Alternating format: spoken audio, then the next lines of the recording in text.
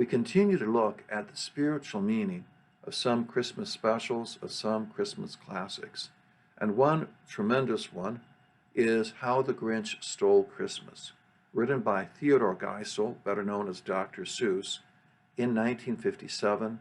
There was an animated version that came out in 1966, which is wonderful. I always remember watching it as a child, and it is a delightful presentation. There's good animation. Like the Charlie Brown Christmas special, there is some wonderful original music. It's all done in this Dr. Seuss rhyme, which is great, and you get this narration by Boris Karloff. All wonderful. You know the story. The Grinch, this man who lives, or this creature that lives outside of Whoville, hates Christmas, and he determines to steal it from all the Who's down in Whoville.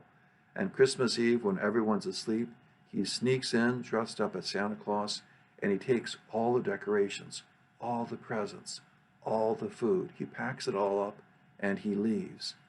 Because worst of all, he hates hearing the Who's sing their song on Christmas morning. And so he leaves, and he can't wait to hear them weeping and wailing rather than singing their Christmas song. Well, what happens? Without batting an eye, all the Who's down in Whoville gather in the public square, and they sing their Christmas song just like they always did. And he's perplexed by this. How can this be? There's no food. There's no presents. There's no decorations. There's not anything. How can this be? And then he starts to realize maybe, just maybe, there's something more to Christmas. And that's his moment of conversion, his moment of turning around. And he quickly returns to Whoville, and he returns everything that has been taken away, and they receive him as an honored guest at Christmas. So it's a story of conversion. It's a story of forgiveness as well. Conversion and forgiveness, two very important Christian themes that we find there. Unlike the Charlie Brown Christmas special, there's no direct mention of the birth of Jesus. And yet we do find these themes of conversion and forgiveness, and that Christmas is more. And the Who sing, Christmas Day is in our grasp, as long as we have hands to clasp. And that points to something else.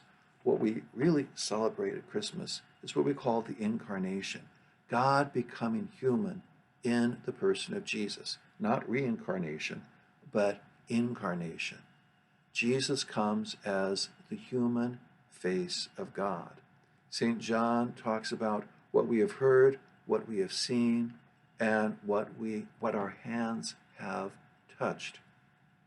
And Jesus continues to enter into our world through the sacraments. We can find Christ in each other, particularly the poor and those who are in need.